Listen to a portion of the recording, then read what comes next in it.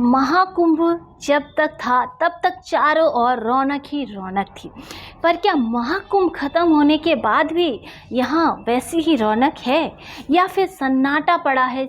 ये संगम, ये प्रयागराज, ये तीर्थ का क्षेत्र, आइए हम आपको बताते हैं। इस वीडियो को अंत तक देखिएगा, तभी आपको पता चलेगा कि प्रयागराज संगम का अभी का दृश्य कैसा है। तो जैसा कि आप सब जानते हैं कि महाकुंभ खत्म हो चुका है और अभी 12 साल बाद फिर से महाकुंभ लगेगा। तब न जाने कितने करोड़ों की भीड़ यहाँ पर होगी, भक्तगण यहाँ पे दर्शन के लिए आएंगे। वैसे तो प्रयागराज की जो जगह है वहाँ हमेशा 12 महीने आप जब भी आएँ तो आपको हमेशा ऐसे ही भीड़ दिखेगी, आपको हमेशा ऐसे ही नज़ारा दिखेगा, क्योंकि प्रयागराज की जो धरती है वो अति पावन और पुण्य है। और यहाँ हो भी क्यों नहीं, क्योंकि यहाँ 3 नदियों का संगम है, गंगा, यमुना और सरस्वती। इसीलिए इन त्रिवेणी संगम का स्नान करना सभी चाहते हैं, क्योंकि यह मोक्षदायिनी गंगा, यमुना और सरस्वती जो कि अदृश्य रूप में यहाँ बहती है।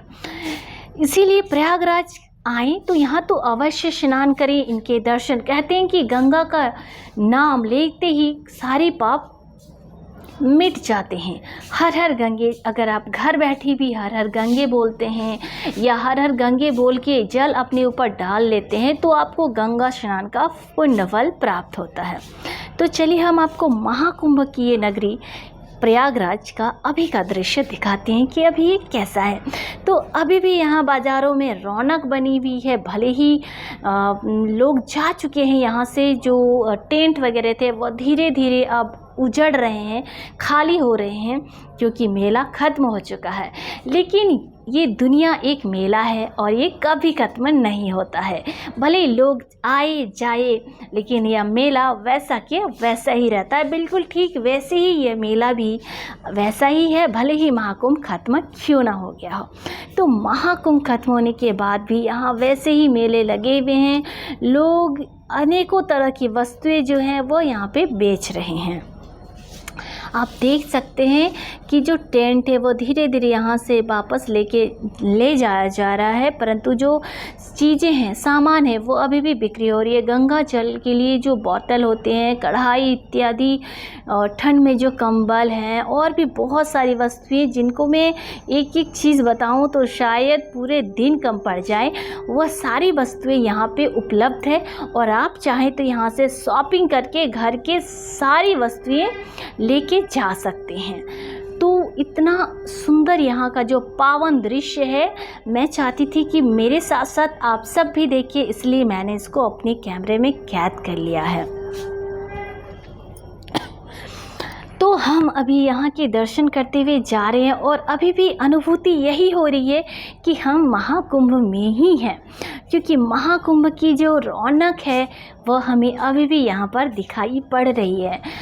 उस महाकुंभ में जो झलकियाँ थी वह हमने इतने दर्शन किए हैं कि ऐसा लगता है मानो अभी भी वो महाकुंभ, वह भीड़ हमारी नज़रों के सामने है। हालांकि भीड़ न सही, पर आप देख सकते वह टेंट जो अभी तक वैसे की वैसे ही यहाँ लगे हुए हैं, और तो और भीड़ भी वैसे की वैसे ही है। जो भक्तगण यहाँ पे आ रहे हैं, जो महाकुंभ में नहीं आ पाए थे वो अभी आ रहे हैं स्नान के लिए। और फिर गर्मी की छुट्टी में भी बहुत सारे भक्तगण आएंगे यहाँ पे पुनः स्नान के लिए, या फिर जो नहीं आ पाए थे वो आएंगे स्नान के लिए। तो आप यहाँ जब आएँ तो इस पावन भूमि में ज़रूर से ज़रूर पधारें। इस महाकुंभ में इस भूमि की जो रज है उनको जब आप माथे पे लगाएंगे तो आप अपने आप को इतने पावन महसूस करेंगे कि आपको स्वयं में अनुभूति होगी कि आपके सारे पाप नष्ट हो गए हैं, और माता रानी ने आपको, मोक्षदायिनी गंगा, यमुना और सरस्वती ने आपको गले से लगाया है। धीरे धीरे टेंट खाली हो रहे हैं, देख के मन बड़ा भारी सा लग रहा है, पर मन अति हर्षोल्लाहित भी है कि अभी हम इस समय पे आए हैं जब आराम से हम पूरा का पूरा जो एरिया है उस एरिया को हम देख सकते हैं, क्योंकि कुंभ के समय इतनी अधिक भीड़ थी कि पूरा एरिया देख पाना असंभव था। जो जहां गया वो वहीं से स्नान करके लौट आया, परंतु अभी का जो समय है वो खाली है और आप आराम से जहाँ चाहें वहाँ स्नान कर सकते हैं। तो ये जो संगम का तट है, संगम का जो घाट है, आप देख सकते हैं। और यहाँ आप ये भी देख सकते हैं कि यहाँ किस तरह की जो व्यवस्था की गई थी, सरकार ने कितनी अच्छी व्यवस्था की थी कि लोग जाए, आराम से स्नान करें और किसी को कोई तकलीफ़ ना हो। तो ये जो व्यवस्था की गई थी, ये आप अभी देख सकते हैं। तो जब भी आप किसी भी तीर्थ स्थान में जाएं, सबसे पहले उस भूमि में कदम रखिए तो उसकी रज को मस्तक पे ज़रूर लगाएं। तो हम भी पहुंच चुके हैं संगम त्रिवेणी के उस घाट पे, संगम घाट पे, जहां पे सब कोई स्नान करते हैं और ख़ुद को पतित पावन महसूस करते हैं। हम भी अपने आप को चाहते हैं कि उस जल से हम अपने आप को सिंचन कर ले, माँ हमें गले लगाए। तो हम निकल पड़े हैं माँ गंगा से मिलने के लिए, उस त्रिवेणी घाट पे जाने के लिए, संगम पे जाने के लिए।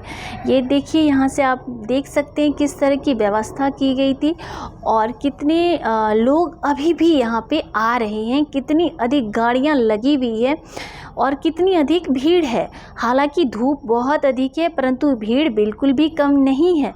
लोगों में गंगा मैया से मिलने की उत्साह जो है, त्रिवेणी में संगम में स्नान करने का जो उत्साह है, वो इतनी अधिक है कि धूप बरसात या फिर यूं कहूँ मैं कि भीड़ हो ना हो, छुट्टी हो ना हो, जब दिल किया भगवान से का जब बुलावा आता है तो वहाँ पहुँचना ही पड़ता है। तो ठीक वैसे ही जितने भी भक्तगण आए हैं, जिनको भगवान ने बुलाया है, इस प्रयागराज की धरती ने याद किया है, वह यहाँ पहुँच चुके हैं। तो प्रयागराज की धरती पे आएँ तो ये संगम का स्नान तो अवश्य करें। साथ ही आप यहाँ पर नवग्रह मंदिर, अगर कोई भी दोष हो, ग्रह दोष जो होते हैं, शनि राहु केतु, चाहे मंगल बृहस्पति, कोई भी ग्रह दोष हो, तो नवग्रह मंदिर में जाने से सारे दोष कट जाते हैं। साथ ही आप यहाँ लेटे हनुमान, जो कि पूरे भारत में एकमात्र लेटे हनुमान जी का मंदिर प्रयागराज में ही स्थित है, वहाँ भी दर्शन जरूर करें।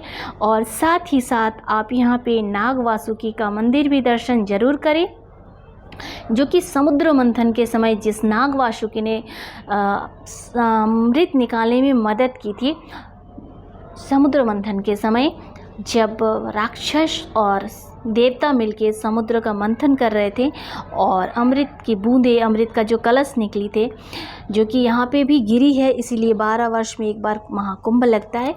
तो इस नाग वासुकी का मंदिर का भी दर्शन अवश्य करें। साथ ही आप दर्शन कर ले प्रयागराज में सबसे जो अक्षय वट का और पातालपुरी का। तो ऐसे ही और वीडियो देखने के लिए चैनल को सब्सक्राइब करिएगा, वीडियो को लाइक करिएगा।